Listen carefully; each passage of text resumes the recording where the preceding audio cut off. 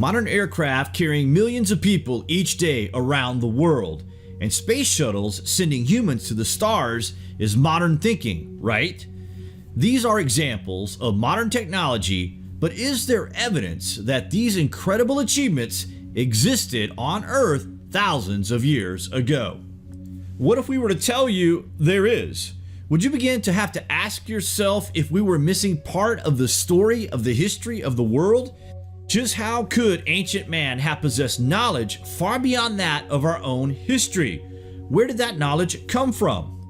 Were people in ancient times visited by beings from the stars that gave us scientific technologies?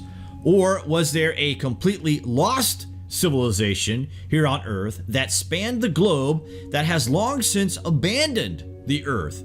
It becomes ever more apparent as the years slip past that the possible answer to alien beings visiting the Earth could be a resounding yes. Wait till you hear this. We all know history is replete with tales of gods looking over us humble servants here on Earth, none more so in the stories found all throughout the Hindu belief system. To devout Hindus, the gods are real beings who walked among us. It is described that Shiva came down to the earth on a cloud and stated he was the leader of a different race of beings not from the earth. He declared he was a force for incredible good, but also a force for incredible destruction, and the warning must be heard. He had a trident which could annihilate anything in its path, which today, by the way, is where the name of our nuclear submarine missiles came. Crazy, right? In the Hindu tradition, you have to have destruction in order to have creation, and it may be that Shiva will determine the future of the human race. Roughly 80% of the Indian population practices Hinduism, the world's oldest surviving religion that dates back to at least 5000 BC. And for the Hindu faithful, their gods are not mythological, but are real beings that have, at times, been present here on Earth, which makes more sense and fits in with historical accounts. These many gods and goddesses have different stories and different energies and different principles that they represent, each offering a unique mindset and way of thinking that is all linked in balancing human adaptation on Earth. There is very little doubt these gods existed. This is a part of history that we strangely ignore, yet the answers we are looking for are staring right at us in the face. In general, compared to Western belief, the tangible reality of the gods is much stronger in India. These stories are not simply myth, they are historical records. While in the Judeo-Christian tradition, God is depicted as an all-powerful being, in the Vedic text, Hindu gods often rely on the use of technology, suggesting that history is lost to us. Not only that, but we also are led in the opposite direction of finding the truth deliberately. This has led many researchers to pose the question, is it possible that these religious texts describe not only encounters with the divine, but also with alien beings? There can only be one answer, and we think it is an obvious one, don't you guys? The Western mindset is totally different from that of India, where in India it is almost common knowledge that we have had visitations by higher beings in the very remote past. The Hindu story of the Mahabharata is loaded with references to what seems to be extraterrestrial technology.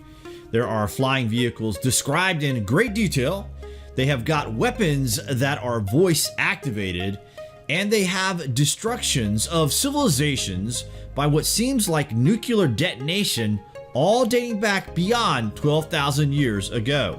In the Mahabharata, it is written that one day gigantic cities surrounded the earth, and they make clear differences that these cities were in the clouds, not in heaven, and small vehicles came down from these cities in the clouds. The ancient Indians called these vehicles Vyamanas, and of the Vyamanas, the teachers came out. Does that not just blow your mind, or what? To us, there is no doubt we were visited by aliens. The Hindu tradition is treasure trove packed with stories of extraterrestrial visitation. Shiva is also called Mahadev. Mahadev means great God.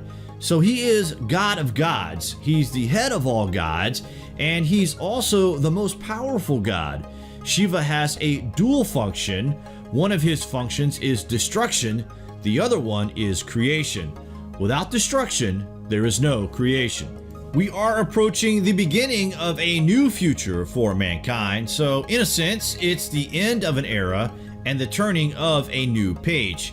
Even though Shiva's function is to destroy, and he's given that title, God of Destruction, at the same time, he makes it possible to create. So destruction is part of creation. Out of destruction comes life. Perhaps the answer lies not in the images carved upon the walls of a temple or in the words found written in sacred text, but in the awesome power of energy and mankind's increasing ability to harness it as we make our journey back to the stars.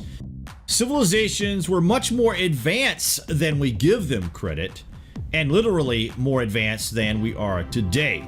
In our view, we need to take this seriously simply because of the scale of the work. We're looking at monuments that took perhaps a century to build.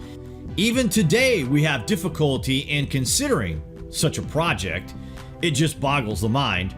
And really, to look at those artifacts and to go back in time and say, how did they do it? We are kind of cracking the lid open a little bit and looking inside to try and see just what happened in our history. It's a question which is a scientific question, and you constantly have to ask it. It's a very specific reason why all this stuff was built in stone for posterity, so it would last. So that a future generation would have to stumble across these monuments. We are that society who can look at these ancient monuments and finally recognize that all of this stuff was built as a message for us to see that our past is very different than what we're being taught. We may not have the answers, guys, but at least we have the questions. Thanks for watching.